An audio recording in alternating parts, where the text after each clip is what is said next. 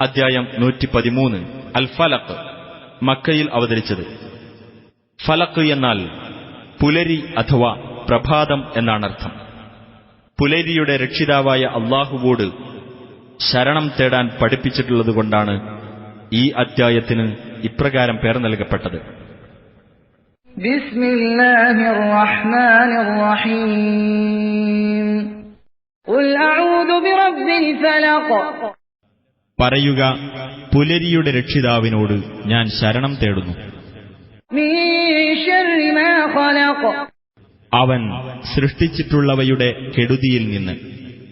വമിൻ ശർരി ഗാസിഖിൻ ഇദാ വഖബ്.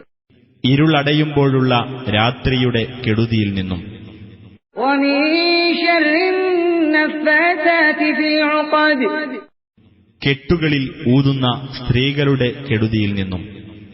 വമിൻ ശർരി ഹാസിദിൻ ഇദാ ഹസദ്. അസൂയാലു അസൂയപ്പെടുമ്പോൾ അവന്റെ കെടുതിയിൽ നിന്നും.